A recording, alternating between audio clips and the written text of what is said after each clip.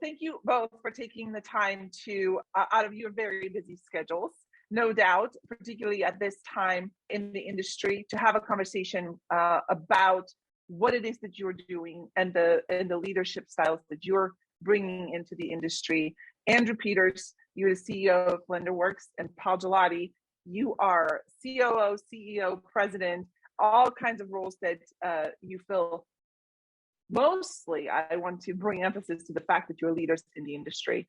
And so I'm curious to learn from you about what it is you see as the most important thing or things to focus on in the industry at this time. So Paul, you have some questions that you've prepared, and we're going to have a real lively discussion. Go for it. All right. So Andrew, thank you so much for joining us today. I'm so thrilled to be able to sit down with you and pick your brain. I know there's a lot of symmetry between, as Bianca was saying, between how you and I approach leadership style, as well as what our company offerings are, right? So, I often sit back and think of the concept, and I kind of run with this almost every day: innovation plus creativity equals success.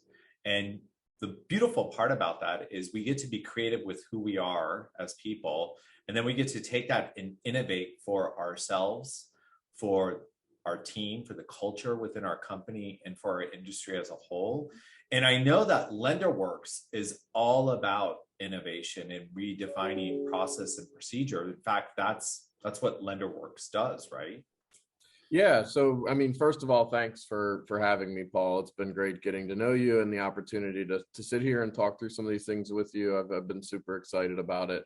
So, yeah, I'd say Lenderwork, kind of the sole purpose of it is to, kind of create mortgage in a box for small to mid-size originators and look for places to, help them be more efficient organizations that can scale, whether that's through process improvement, whether that's through rationalization of their technology, making sure that they understand their targets for technology adoption and ROIs.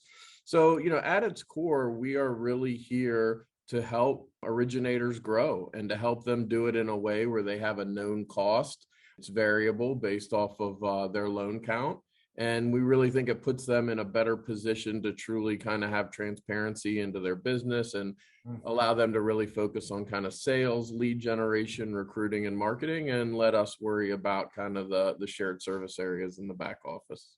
Yeah. And so what I love about Lenderworks and what I got from that is, you're empowering your customers to really understand their business and to really understand best practice, even on the function that Lenderworks may be executing for them, right? We take that empowerment and we lead it to education.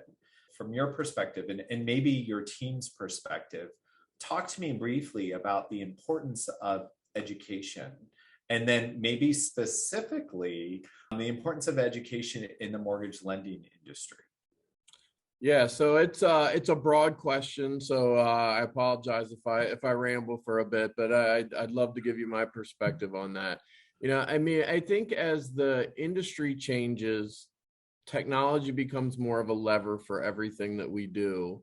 The education of kind of the next generation of learners, employees coming through the system is incredibly important. I come from a generation in the mortgage industry where you weren't educated about the industry. You kind of fell into it, whether you had a family member that worked in the industry. In my case, my mom owned a small broker shop, so I kind of grew up in the industry. But, you hear stories, I interview tons of people, and the people that have been in the industry for the amount of time I have, you typically heard a friend of a friend. I fell into it. I started as a processor, then I was an underwriter, and there was really no, schooling or trade education or, secondary education for the mortgage industry. And, the industry has changed so much. I don't believe that we as a whole have done, a really excellent job of kind of building that, knowledge base for people to come into this industry and really understand it.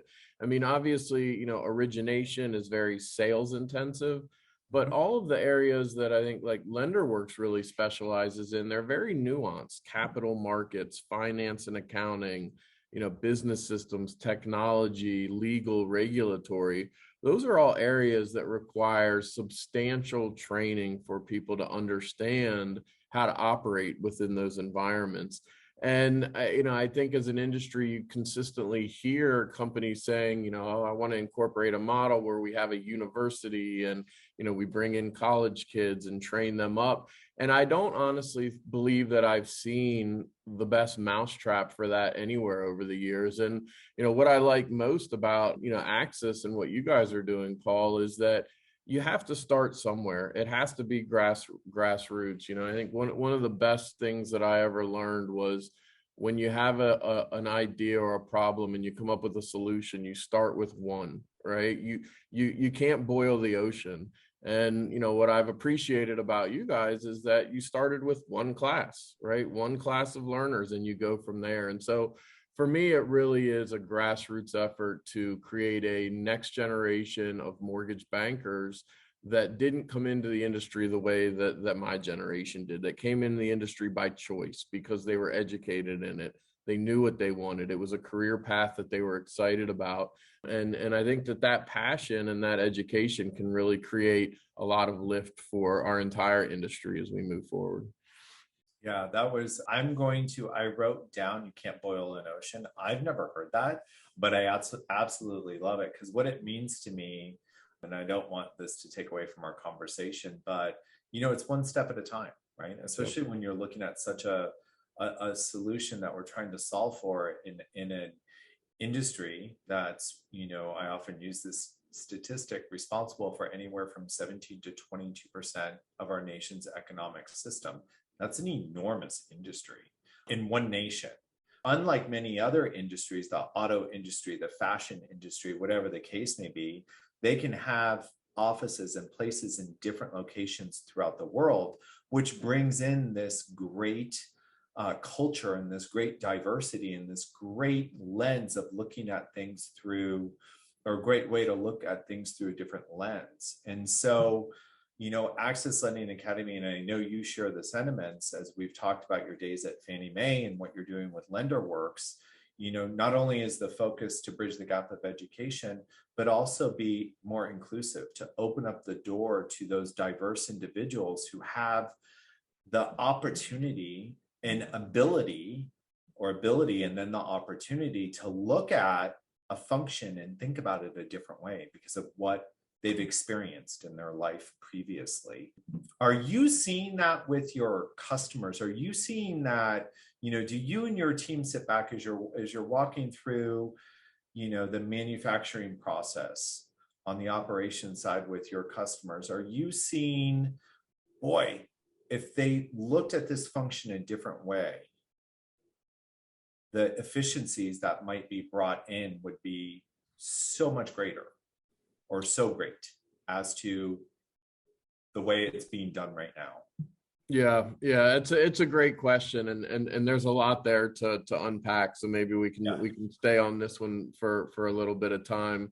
To start with the diversity piece and the diverse thinking and helping that improve any company. It doesn't matter, mortgage industry or whatnot. So I think for me, and this was a great learning experience. So I was in the mortgage business and was the CEO of a non-bank lender for many years. And I think through that run, to me, I felt like I inherently embraced diversity, but I wasn't purposeful about it, if that makes sense. I thought, like, me as a person, this is how I think. I want to be inclusive. And so that's how you just operate every day. When I went to Fannie, I think they did an unbelievable job at helping you as a leader think about it more purposefully, rather than just assuming that you do it the right way. Make sure that when you're thinking about who you're hiring, when you think about who you're promoting, when you think about what your executive team looks like or the bones of your organization looks like, be very purposeful about making sure that you have people from different backgrounds, ethnicities, genders, all different sorts of makeups, because everybody comes from a different perspective, and those different perspectives can really help drive the thinking of your company, how you think about problem solving, how you make decisions. And I would say, now, not there any longer, but I really took those learnings from being at Fannie and the way that they thought about it. And I think they've helped me tremendously in kind of this next stop of my career. And I would tell you that the best companies, from my perspective, are the ones that are made up like that, are the ones that are very purposeful about having diversity, not only at their executive team, but up and down, the assembly line process. And it doesn't just mean diversity of like I said, gender, ethnicity, things like that, but it's diversity of, what they were taught, what they went to school for. So, one thing that I truly believe is, you don't have to be a mortgage SME or subject matter expert to be able to have great ideas and solutions about ways to improve the mortgage industry. I've worked with teams of strategy consultants that had no background in mortgage lending, but they were very quick to kind of say, well, I've seen it in this industry, whether it's auto manufacturing or, what one person I worked with had worked in, had done strategy for like air traffic control and had done some process optimization. And the point of the story is that, diverse backgrounds can be very helpful. And I think the best mortgage companies right now are the ones that embrace non-mortgage expertise along with subject matter expertise in mortgage to push their company's efficiencies forward, rather than ones that kind of feel like everybody has to be an expert in mortgage to really help my company be successful. So I think the answer is yes and yes to both of your questions. And especially with the technology landscape where it is today, you really have to be able to embrace people that have a strong background for process optimization rather than mortgage process optimization. Absolutely. That was so eloquently said. I took so many notes when you were talking, Andrew, because one of the things that I really, really appreciate as somebody who is not, dyed in all the true colors of the mortgage industry is the ability to challenge yourself to think outside of the box. And I think oftentimes when you are when a person is in their status quo, in their lane, so to speak, and they're growing deeper in their understanding, they also tend to be more sort of the old solutions for new problems, and that just won't work. So what you're bringing to my awareness and reminding me of is that thinking outside of the box, thinking outside of the industry, approaching a problem from a more generalized point of view before you focus in on the narrow solution. I'm curious to hear from both of you about the importance of not just the diversity in knowledge and expertise and background, but also in what that does for your company culture. How does that build your team? How does that create innovation inside of your company, but bringing in these quote unquote outside voices and diverse points of view? Yeah, well, I'll just jump in real quick because it's a perfect question about how technology is changing the industry. And so that in itself is really requiring this concept of innovating our process and procedure, right? How hard is it to innovate your process and procedure if you don't have team members that can look at that process or that procedure with a fresh perspective from another industry, from another lifetime? And Andrew, as you were saying, that component of diversity is absolutely just not about ethnicity, religion, race, sexual orientation, sexual identification, but there's also a lot in there about socio and economic background. And so that all of those, the experiences from those individuals, they're looking at something with different knowledge. They're looking at something from a different perspective. I often say to individuals, I'm a little bit more on the creative side. I'm a little bit more of a free-flowing individual, and my husband is a shrink. And I often say to individuals, we are the most amazing parent yin and yang team, because I'm over here like, oh, it's super cool. You know, we're going to make Valentine's Day cookies. Did you have a hard day? Let's go for a walk. And Erin sits our kids down and says, so what went wrong? Why did it go wrong? And this is how we can, you know, correct it in the future, right? And so it's that concept of looking at something differently. And so I really think that's how we're going to see our industry get to the next level.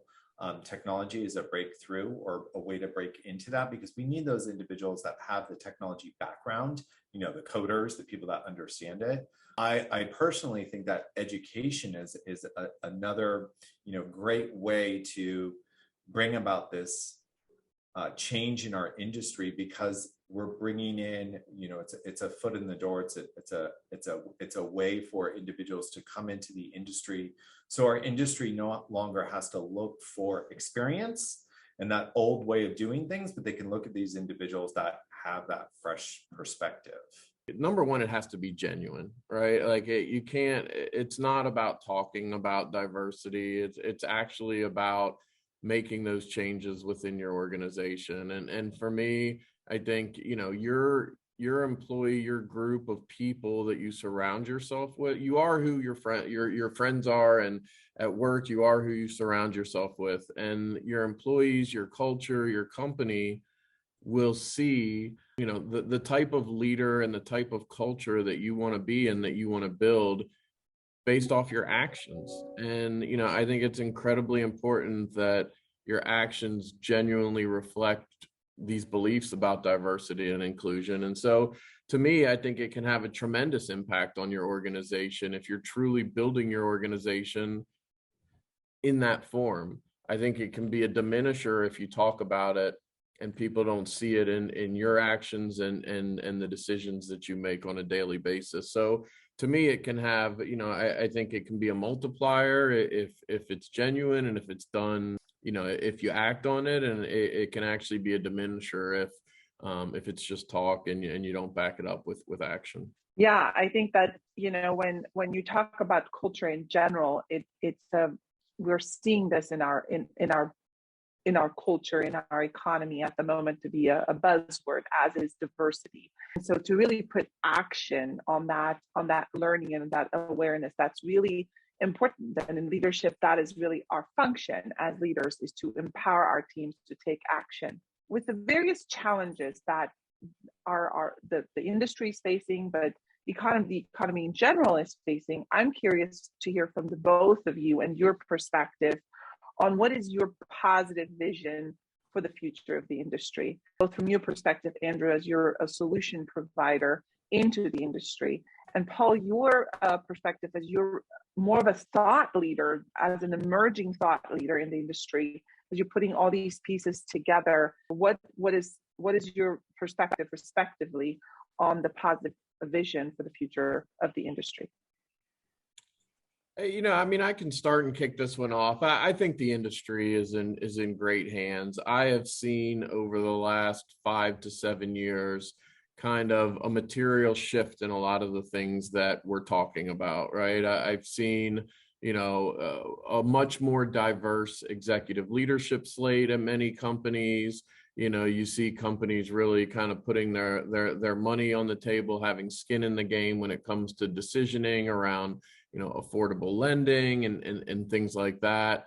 You know, I think you see a ton of capital coming into the technology space, trying to push, you know, lending forward to catch up with kind of other financial services type verticals that, you know, do this efficient process really well. So, you know, I feel very strongly that the industry is in great hands. If I have any concerns, I think they're more shorter term than longer term, in that, you know, I think a lot of times as an industry, we focus on the big 5 or the big 10 or whatever the number is of, you know, those few big banks, and now, like, you know, the 5 to 7 largest non-banks. And, you know, I think they get a lot of the focus. They have a lot of the capital to rationalize the technology.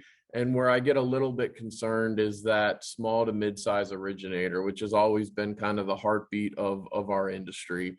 You know, if I'm sitting down and I'm a small originator today and I'm doing 50 million a month in volume, and I want to roll out, I want to be more efficient. I want to reduce my cost to close a loan. I want to pass some of that savings on to the consumer at the end of the day. The spider web of fintech right now, all of the different offerings, the LOS providers, the CRMs, the POSs, it really is an alphabet soup. And I worry a little bit that the small to mid-sized originators don't have the time or the ability or the resources to really demystify that for themselves and implement it in a way that really gives them lift and gives their ultimate consumers lift. So, I would say, from an industry perspective, I would love for us to look for ways to normalize some of this new technology, put it in a packaging that small to mid-sized originators can really use and understand very well. And I think once we start to do that and get better at that,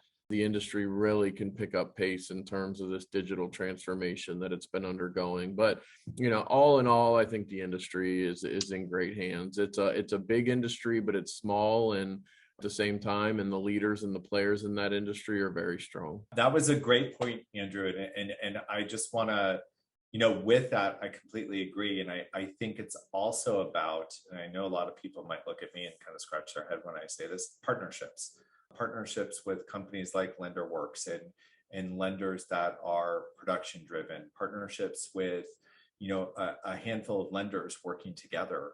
And I think that's really what's going to drive forward those small to mid-sized lenders. And with that statement, it's about innovation and it's about being creative. If you take innovation and you add creativity, the equation shows that you'll equal success, and you can't go wrong with that. And it allows you to be the best of yourself when you use that equation. Way to bring it home. Love it.